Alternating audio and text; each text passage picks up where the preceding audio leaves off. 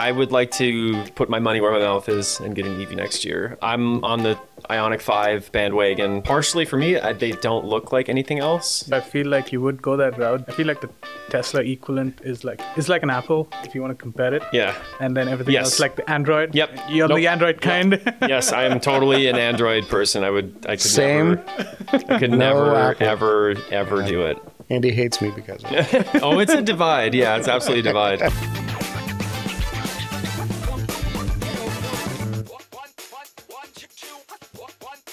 All right, greetings and welcome to yet another edition of the Sounds of Solar podcast. I'm your host, Christoph Brun, and joining me today is... Russell Hamilton. Pratty.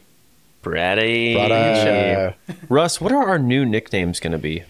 Can I call you Chrissy?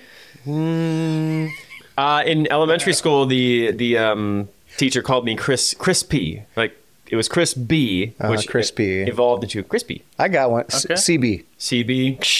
Yeah, CB. Yeah, I like that. Yeah. CB. Rubber Did I tell ducky. you guys why they call me Pratty or like how that name came about? Yeah, Yeah, tell us. because there's the D in your name is like way at the end, so it's Yeah. like... So I was part of a band and they wanted a quick way to do an introduction. They're like, we're not going to say Prahlad Shiv Shankran on stage. So I was like, okay, so come up with the name. And then they're like, we're going to call you Pratty. I was like, okay, let's just do that. Perfect. There you go.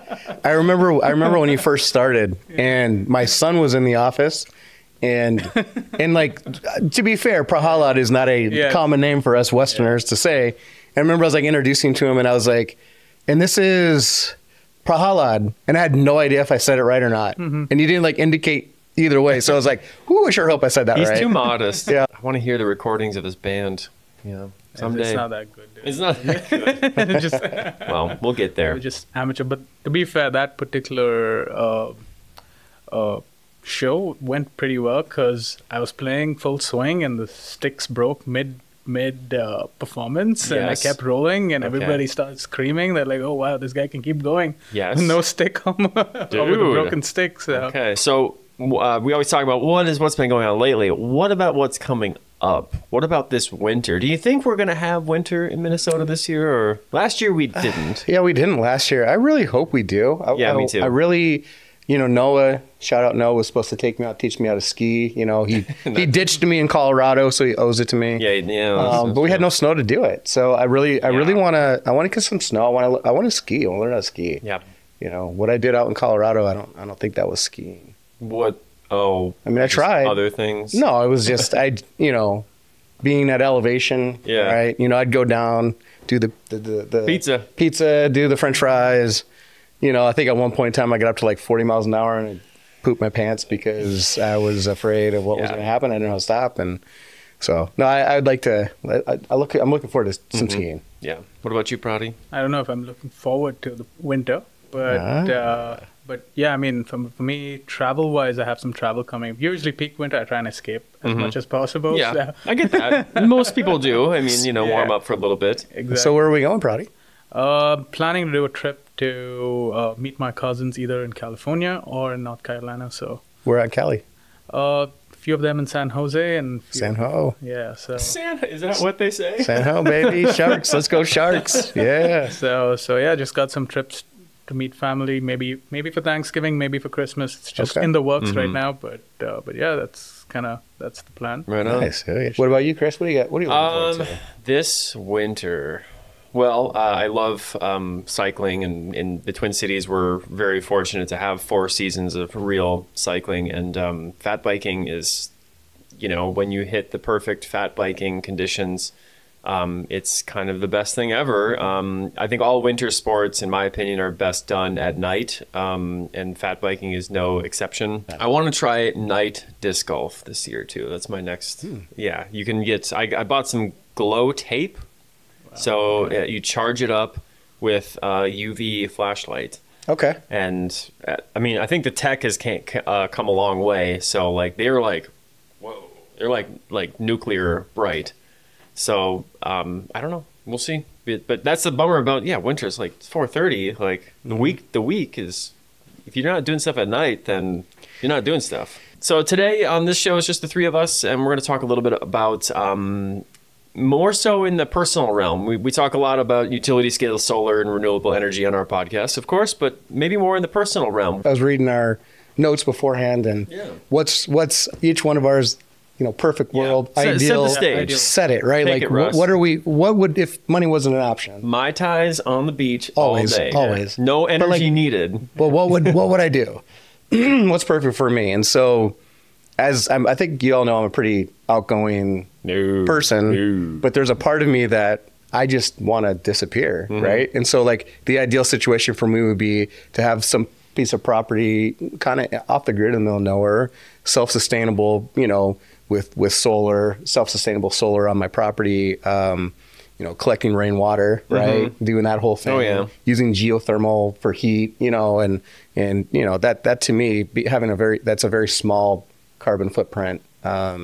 And that's what I would like. I would like to have a piece of property where I can just be self-sustaining and not have to, rely on the grid too much. I guess that's. But you'd be there like one day a month because the other days you'd be out hanging out and. That's the thing, right? It's like it's conflicting in my mind, man. I'm like, I just kind of want to disappear, but the other part's like, I don't know if I'd do well with that. Just gotta have a balance. That balance is tough, but. Yeah, and then obviously the EV thing is big. My best friend bought a Tesla, and he brags all the time. Oh, it cost me $12 last month to run my car, and I'm like, oh, cool, man. Great. Then he picks me up and he's like, look at the torque, and I'm like, okay, man, but it's but yeah, like I think in the future, I think it'd be really cool to own an EV. I like to travel a lot and drive, and I think the superchargers being placed all over the state make that less pretty viable now. Less anxiety ridden. So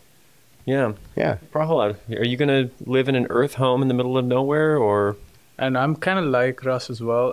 I want to do that, but at the same time, I don't know if I want to just be out there with nobody coming and visiting or anything. Well, I'll let people come visit me, but I'm just being like, I think it'd be. I don't know. The older I get, like the thought of being self-sustaining, is very attractive.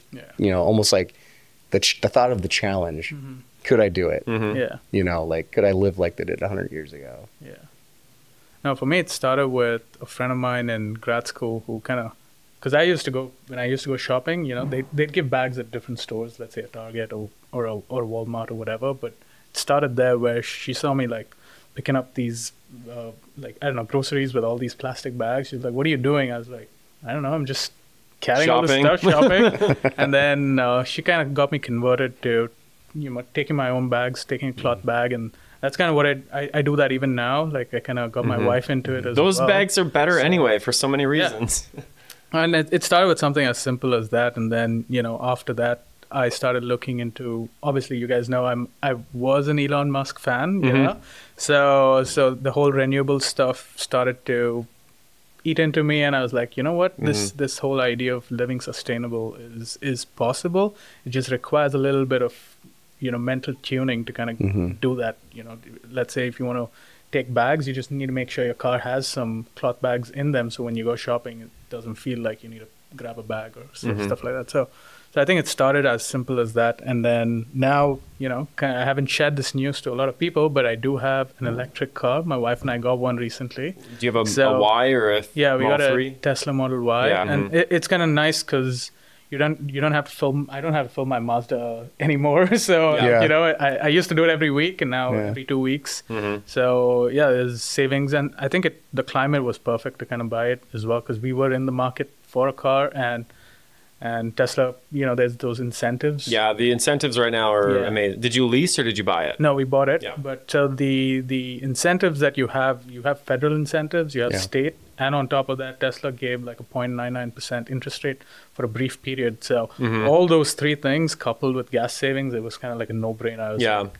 Well, it's also investing in the technology you care about. Exactly. That's kind of where I'm coming at it. Yep. Yeah. So I mean, all of those things. So as much as you want to do sustainable, you want to go sustainable. Like I think the price also is a aspect that you kind of have to consider as well, right? So, but anyways, I think the federal credit's about $7,500, and then the state opened up credit of $2,500. So right off the bat, you get $10,000 off. And then over and above that, if somebody refers you, you get $1,000 off on top of that, and then over the the lifetime of the car itself, let's say like 6 years in terms of the ownership, you kind of get gas savings of maybe 4,000, 3,000, 4,000. Right. So you end up, Well, and it's not just that. Like, you don't have any moving parts anymore other than your brakes, and your wheels, and it's like there's no other maintenance. Yep. Yeah. That's what trips me out. Like, Yeah, exactly. My best friend's just like, I don't have to do anything. Like, Right. And I'm like the kind of guy who likes that just because I emote with the technology as well. So even if there was a problem, I wouldn't mind fixing it. Compared to a gasoline car, I don't emote that much with it. So for me to go in, fix it, I'm not the kind of guy who would do it. So not that I don't want it, like not that I can't do it, but I just don't have that kind of connection with it. So it's just one of those things. That's where it's hard for me is because I grew up in a wrecking yard, right? My grandfather owned one. I was a little boy. It was my daycare. And all the sprint cars. And all the sprint cars. So like for me, it's like I like the EV. I do. I think it's great. But I also like, I don't know if I could ever not, want something that's fast and fuel burning and that smell and that sound. They're not going to go away. They're not going to go away. No, but you know what I'm saying? Like, I just, well, and the other thing is like racing, they do have, the electric race cars now too, which are just crazy fast. Yeah, pretty remarkable. It's pretty fun to watch that kind of stuff too. What about you, Chris? I know you're in the market too. Yeah, I'm hoping to, if I can ditch my frugal habits, which is always very difficult. I hate spending money on things that are not what I deem what I want to spend. Most people, I guess. But like, I drive a 2005 Prius with a lot of miles on it, and I love that because it has been generally maintenance free, and it's cheap, and it's reliable, and it's great. And the thought of like trading a $2,000 car for a $50,000 car is like difficult to accept in my brain. I'd rather buy 10 $5,000 mountain bikes probably. I wouldn't have a problem with that. But yeah, those are really energy efficient too. Exactly. Exactly. That's in many ways. I would like to put my money where my mouth is and get an EV next year. I'm on the Ioniq 5 bandwagon. That's what I want to get. I think that partially for me, they don't look like anything else. Yeah. That's probably my angle, is that like I'm so sick of like crossover SUVs. Everything is a crossover SUV. Everything looks exactly the same these days. Yeah. And that looks like a cool hot hatch. And I love that. The Ion what? Ioniq 5. And it's just the Ioniq 5. And then this is from Hyundai. Hyundai, okay. That's what and also knowing you, I feel like you would go that route just because I feel like the Tesla equivalent is like Apple, if you want to compare it. Yeah. And then everything else, like the Android. Yep. You're the Android kind. Yep. Yes, I am totally an Android person. I could never ever do it. Andy hates me because of it. Oh, it's a divide. Yeah, it's absolutely a divide. I definitely want to live a net zero lifestyle. Like, I think it's possible. That's what's kind of frustrating in a way, is that like you could generate all of your own power, and you could drive an EV, and or also you could have a house that is designed with these concepts in mind. Yeah. Using passive solar, and like all that stuff is there, but to make it happen, not cheap. Yeah. And I think that cost barrier is why, like, I think there's federal credits and state credits now, and but with those credits, like, you still have to upfront pay for it, don't you? Then you get a credit later. So at least for EVs, they made it simpler where the federal credit applied. Right away. Right on the sticker price, which is really nice. If you buy one used, then you have to retroact it. Like if I went and bought a used Tesla, it has to be under 25 grand. Right. And maybe there's an age requirement. I don't remember. An age requirement? Well, like for the car. Oh. Yeah. Okay. You have to be 20. You have to be at least 14. At least 14. Okay. And then what was the other thing? And your income has to be below a certain threshold. I think that's probably the biggest kicker, is that the income. Yeah. So sorry, Chris, you're not going to qualify. Probably not going to qualify, unfortunately. So structural engineering. No. Well, it's actually a podcast host. That's what really pushed me over the edge. Okay, gotcha. Wait, where are those revenues coming? You guys? You're getting paid for this. We're gonna have to go. We're gonna have to take a break. Just kidding. I also rent a house, and when I signed up for my utilities, they were like, "Hey, this is 4 or 5 years ago now. They're like, if you check this box for, I think it's like $15 or $20 a month, we'll guarantee all the power that you consume is from your renewables. Yeah. And of course I checked. You're going to say, we'll guarantee all the power you want. Yeah, well, they just say that too, right? But it's just interesting that, for this use, I have to pay more for the renewable, where I probably should look into it a little bit more now to see if that's, still the case. But, I just found it odd, that I had to pay more. It's interesting. Like, how do they and that was my question, is like, how do I even know that I'm getting energy? I don't know. Yeah, it's like, it's the same thing with the community solar gardens. Like, I rent as well, and I signed up. I thought that, it'll be cool to make sure that your energy is coming from a community solar garden or whatever. So you get a dedicated, I don't know, did you get did you get a little plaque that says this is yours? Yeah, you can go visit it anytime you want to. You can touch it and see if it's good. That must be with the same thing I do, because I think that's what it was as a community solar. And it is more expensive in the beginning. Yeah. It's weird how they price things. I think I don't know if it's an arbitrage where you can pay more now and then they kind of pay less later or something like that. But, but to your point, it is the economics of it is kind of confusing, and sometimes you don't really get it, and that kind of pushes you away from it. But then anyways, I signed up thinking, even though it's a rental property, the energy can come from community solar garden, but the rules aren't in place when let's say next year you want to move.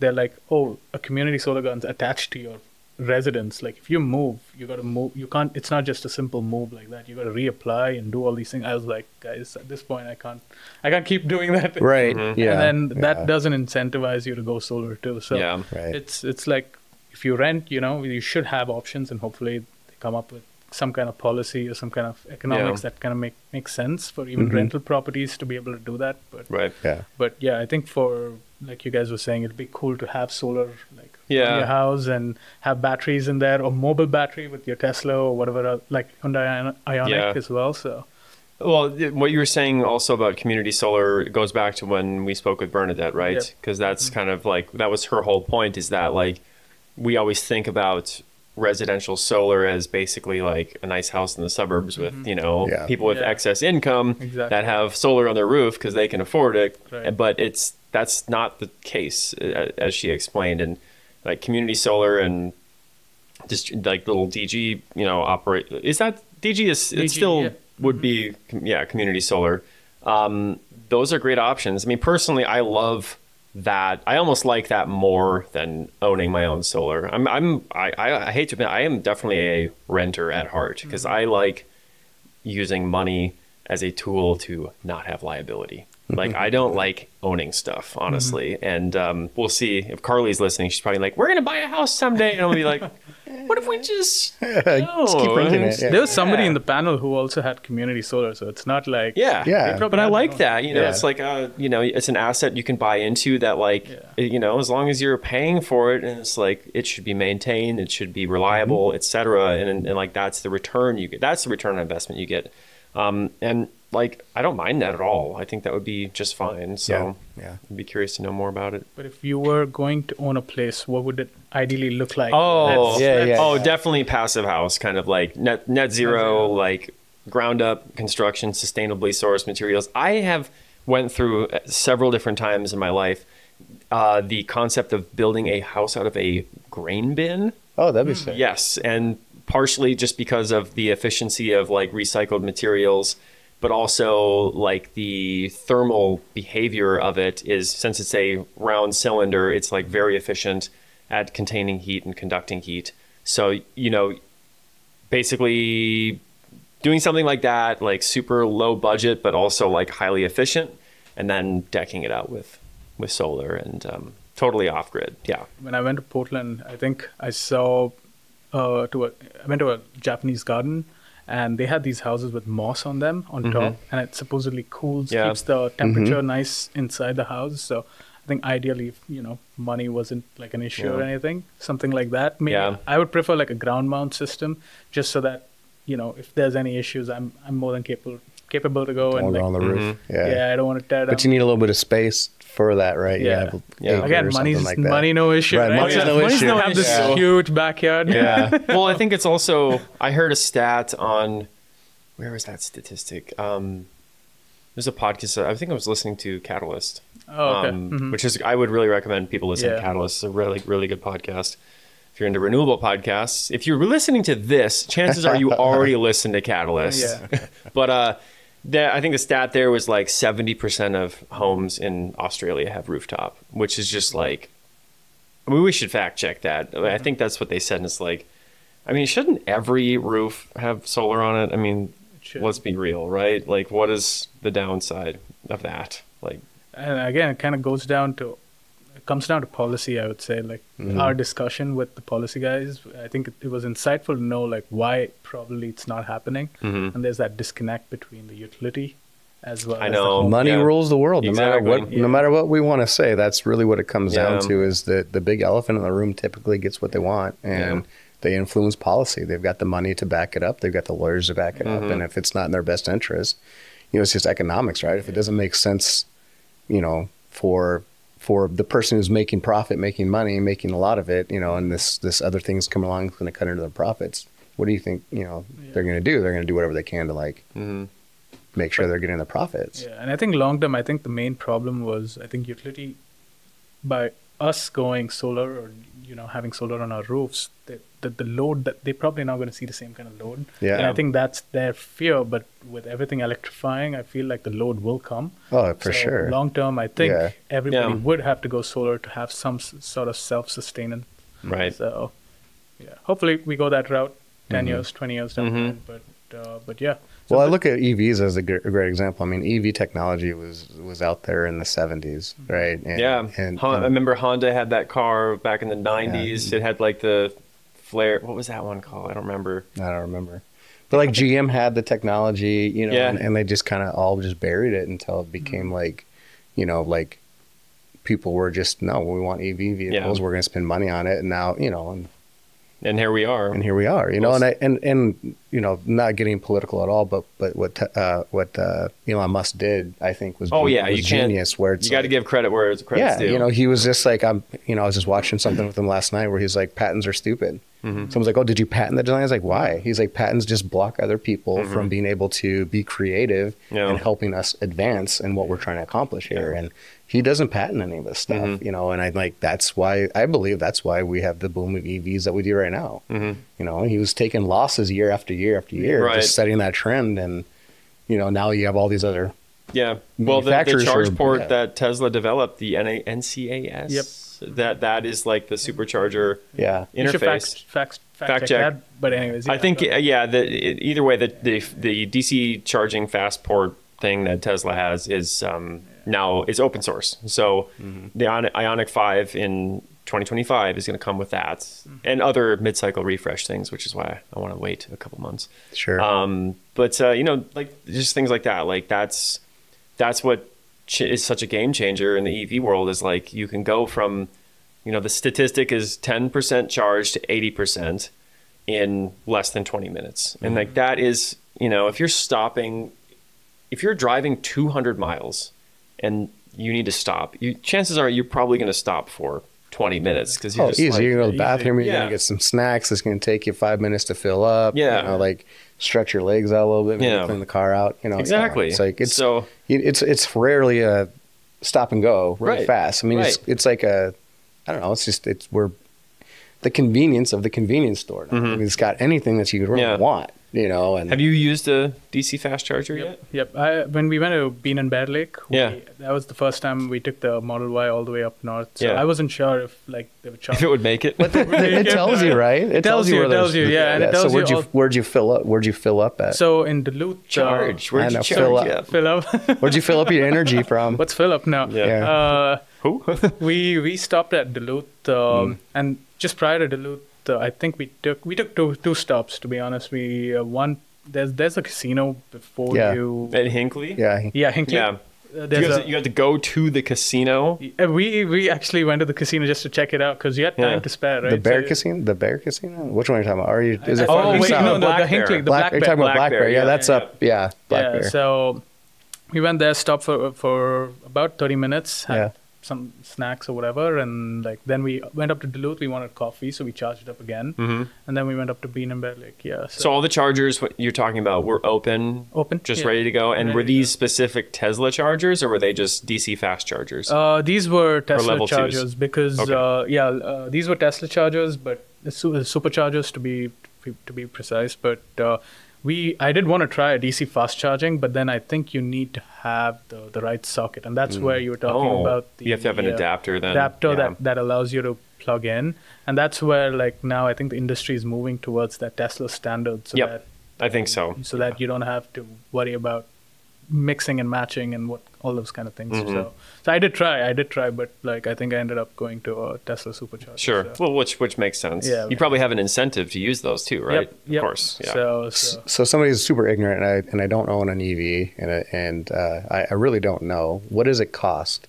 Like, what is your cost when you go to hook up to a charger for 20 minutes? Yours is probably free right now. No, it's not free. Like I think it was for the early owners of Tesla, like a friend of mine who bought it when the Tesla Model 3 was released. I think he had supercharging free for forever or something like that. Wow. So that's okay. when he resold, that's not bad. Yeah, that's not bad. But it is more. I don't know the exact rate, to be really honest with you. But then it is when you do supercharge specifically, like it is almost equivalent to.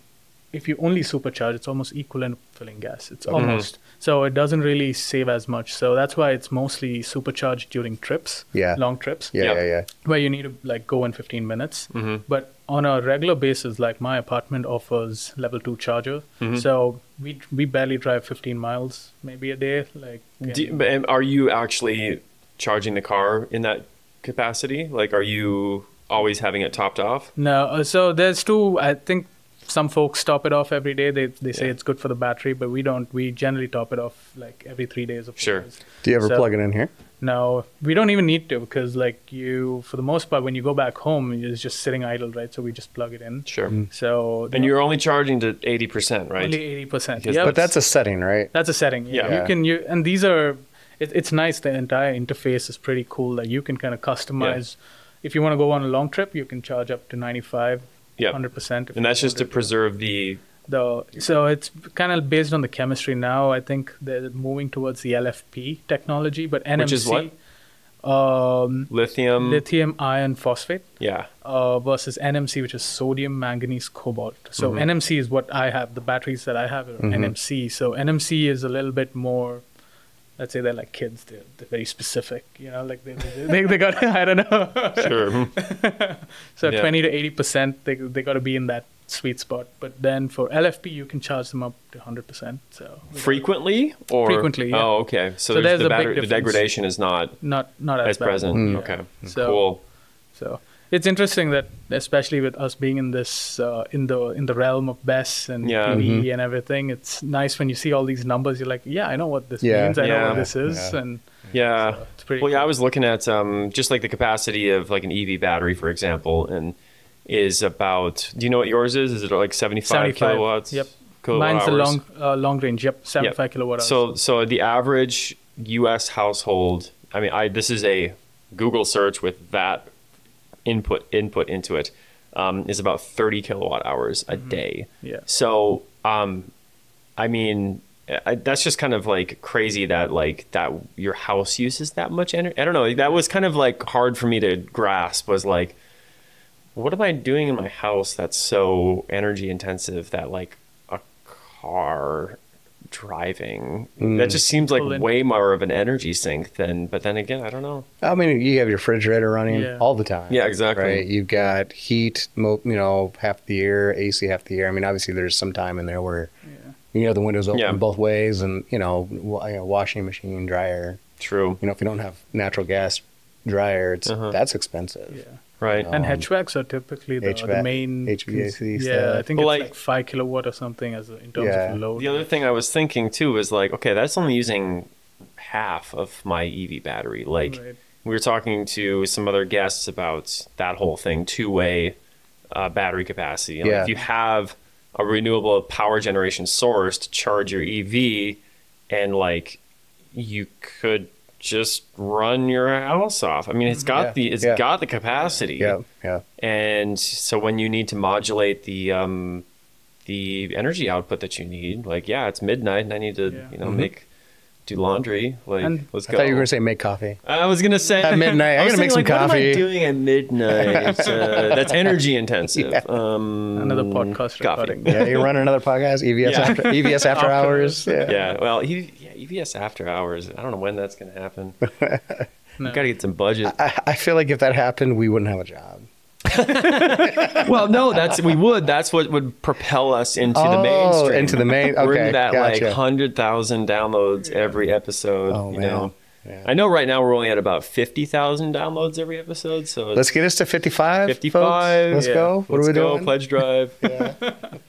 No, but there's a lot of DIY that you can check on YouTube now. Folks are doing it themselves, and it's pretty, like, everything's available. You can buy stuff yourself if you really enjoy the tech and enjoy, the hands-on DIY kind of stuff. You can do it yourself if you wanted to, but you can get installers to support you. And I think typically it's almost half the cost if you do it yourself. So it's kind of neat that if you want to do it yourself, you can. Or you can. Russ, you're an electrician. You can kind of wire that up or whatever it is you got to do. I mean, we figure it out. We'll figure it out. It's been many years, but then, and I look at the code book, man. I grew up on the 2007 code book. I look at the code book now, I'm like, I don't even know what this is. 2007, good year. They've just like changed so much. My 2007 it had nothing with solar.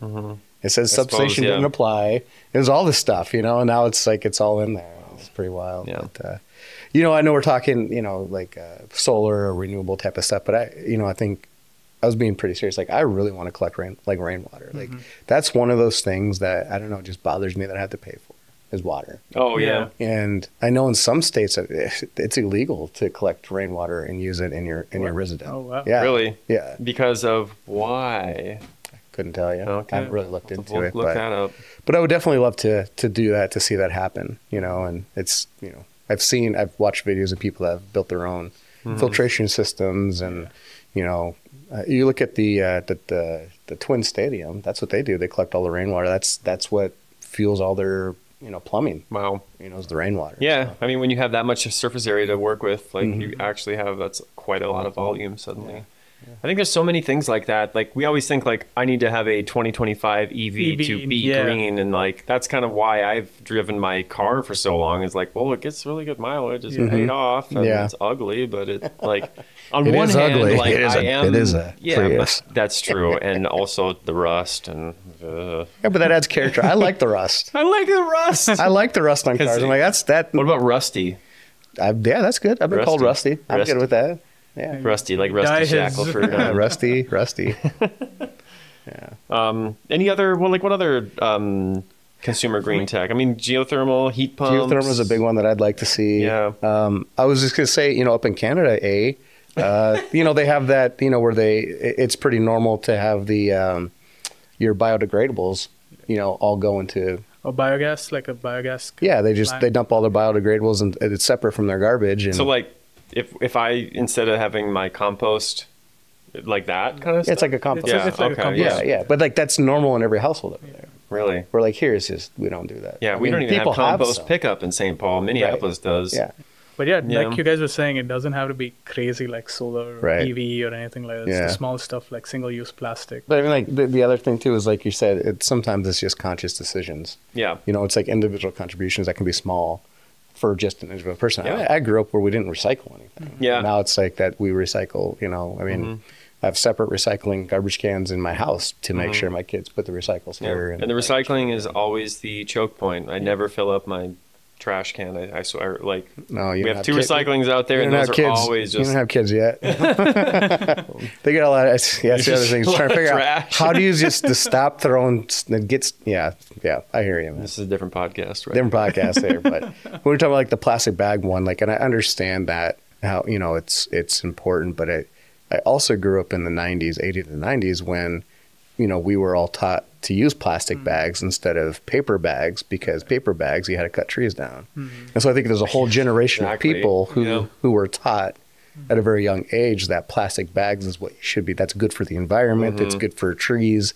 And I think I have seen, it's unfortunate where like this younger generation, like just the judgmentalness to like these older generation of like, they're like, why are you using plastic bags? You're killing the earth. And like, it's not the way I was taught. Like I was taught that the plastic bags is saving the earth. So, you know, it's, you know, so what is it? Is it plastic bags are bad, or is it paper bags are bad? Is it the plastics that go into your renewable sacks? Is that bad? Like, I mean, what is it? You know, do we really know? And it's like, I don't know, you know, if I'm being honest, right? Yeah. Because there's plastics in those bags that you have that are renewable, right? And there's carbon that was used to create them. And so it's just, I don't know, you know. Right. But it's the same thing with EVs. Like, I mean, you still have to get that lithium. Got to get that lithium. and then like the argument there too that I hear, you know, just playing devil's advocate is, you know, I don't believe in this, but people are like, oh, if somebody's gonna have an EV, then they only can charge with renewable energy. Otherwise they're, and I'm like, come on, like, what are we doing? Yeah. Ideally, that'd be great. I mean, yes, but we're not there. Yeah. Like, obviously, that's the goal, right? Is eventually we're gonna have enough